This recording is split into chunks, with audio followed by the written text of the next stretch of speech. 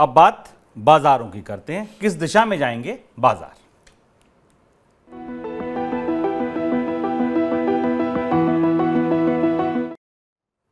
दो 2022 दुनिया भर के बाजारों के लिए जिस तरीके का प्रदर्शन था, उस तरह के प्रदर्शन की उम्मीद बिल्कुल नहीं थी, चाहे शेयर बाजार हो, करेंसी मार्केट हो, कमोडिटी मार्केट हो। 2021 के दौरान भारतीय शेयर बाजार में रिकॉर्ड बढ़ोतरी देखने को मिली थी, जिसकी वजह से क्या हुआ था, बहुत सारे लोगों ने डीमैट अकाउंट खुलवाए थे, करोड़ों नए निवेशक, नए ट्रेडर बाजार में जुड़े थे। 2022 में सेंसेक्स नया रिकॉर्ड तो जरूर बनाया, लेकिन बाजार में निवेश का सेंटीमेंट बिगड़ा हुआ है। अगर आप मनी सेंट्रल देखते होंगे तो अंशुमान जी ने आपको बताया था, सिप टूट रही हैं, रिटेल निवेशक बाहर जा रहे हैं। करेंसी की बात करें, ये तो और ही गड़बड़ झाला था। यहाँ तो किसी ने सोचा ही नहीं था कि रुपया भी 22, 82, 83 तक के स्तर देख सकता है। यूरो, डॉलर, पाउंड, भारत के केवल रुपए की बात नहीं है, सब एक बराबर, सब धान 22 पसेरी हो गए थे थोड़े दिन को, तो सबकी हालत डॉलर के सामने दुबली थी, पतली थी।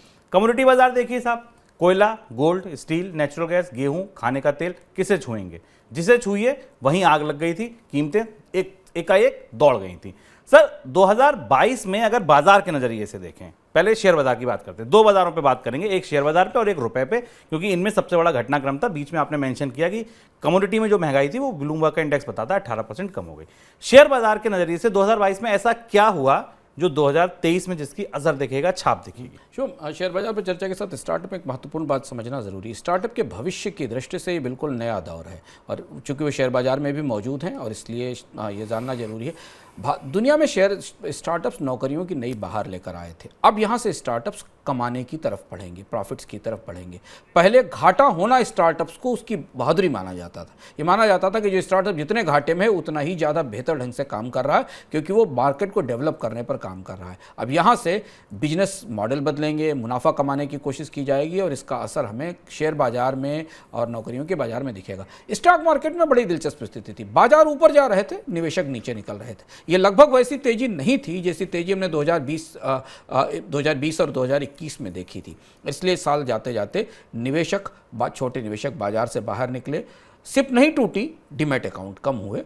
बाजार का मिजाज 2023 की तरफ बढ़ते बढ़ते बहुत सतर्क, बहुत ज़्यादा वॉलेटिलिटी से भरा हुआ दिखाई देने लगा। और एक और बड़ा बदलाव हमने इस बार भारत के शेयर बाजार में देखा, लोगों की वरीयता की दृष्टि से, कि वो विदेशी निवेशक जो भारत की कहानी पर लगातार भरोसा करके पिछले 3 साल से इन्वेस्टमेंट कर रहे थे, उन्होंने भी भारतीय बाजार में अपना निवेश कम किया। लेकिन फिर भी भारतीय निवेशकों की ताकत के आगे बाजार खड़ा रहा। ये वो ताकत थी। क्या ये ताकत 2023 में बनी रहेगी? भारतीय अर्थव्यवस्था के मैक्रो इंडिकेटर्स, भारतीय करेंसी के इंडिकेटर्स, क्या भारत के छोटे निवेशकों को भारतीय बाजार में नए निवेश लाने के लिए तैयार करेंगे? देखना होगा। हमारी फिंगर्स क्रॉस्ड हैं, क्योंकि दिसंबर तक आते आते छोटे निवेशकों के पैर भी उखड़ने लगे। सर नियामकों के लिहाज से भी ये साल अच्छा रहा। ये बड़ा घटनाक्रम है, इसको ही समझना जरूरी है। जैसे हमने कहा कि 2022 में जो हुआ उसका असर 2023 में दिखाई देगा। एक हिस्सा भारत के वित्तीय नियमन की दृष्टि से 2022 क्रांतिकारी साल कहा जाएगा। जब सब कुछ उल्टा पुल्टा और अपेक्षा के मुताबिक हो रहा था, तो बहुत लंबे समय बाद, मुझे लगता है 6-7 साल बाद, भारत के सारे फाइनेंशियल रेगुलेटर्स ने एक साथ कई सारे बड़े रिफॉर्म्स शुरू किए। सेबी ने अपनी गलती मानी, स्टार्टअप कंपनियों को लेकर आईपीओस के नियम बदले गए, इंडेक्सेशन के नियम बदले गए, म्यूचुअल फंड्स को लेकर तमाम नियम बदले गए, जिन्हें मनी सेंट्रल में आपको बार बार बताते रहे। भारत के पेंशन फंड रेगुलेटर ने नई तरीके की व्यवस्था लाने की कोशिश की।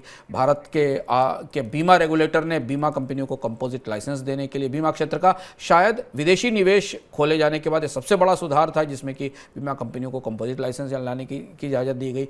आरबीआई ने पूरे साल सुधारों की, रिफॉर्म्स की ऐसी झड़ी लगा दी, फिनटेक कंपनियों को लेकर, एनबीएफसीज को लेकर, बैंक्स को लेकर। तो भारत का वित्तीय क्षेत्र दुनिया के सारे तूफानों के बीच नए सुधारों से इस साल काफ़ी मजबूत हुआ है, और ये सुधार आपको अगले साल कई तरह से असर करेंगे। सुधार हमेशा फ़ायदे में ही नहीं करते। ये जो डिस्रप्शंस हो रहे हैं, इनका असर हमें अगले साल कुछ कंपनियों के नुकसान के तौर पर, कुछ के फ़ायदे के तौर पर, कुछ कहीं लाभ के तौर पर और कहीं चुनौतियों के तौर पर सामने आएगा। पर अंततः वित्तीय बाजार में जो सुधार शुरू हुए हैं वो आम निवेशकों के लिए और बचतकर्ताओं के लिए फ़ायदे वाले साबित होंगे, क्योंकि लंबे समय बाद भारत के रेगुलेटर्स की नींद इस साल खुली और उन्होंने वो सब कुछ किया जिसकी उम्मीद हम उनसे करते थे।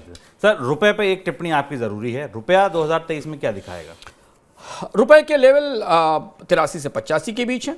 जैसा हमने शुरुआत में कहा, डॉलर की मजबूती अगले साल भी बनी रहेगी, हालांकि उतनी ज़्यादा नहीं होगी कि अमेरिका में ब्याज दरों में बढ़ोतरी की रफ्तार कुछ कम होगी, पर रुपया अब वापस मजबूती की तरफ जाएगा, इस बात की संभावना कम है। रुपए को प्रभावित करने वाला सबसे बड़े दो फैक्टर, उसमें कच्चे तेल की कीमतें हैं, जिनमें अभी 60-65 डॉलर की तरफ जाने की कोई उम्मीद नहीं दिखाई देती, 80 से 90 डॉलर के बीच।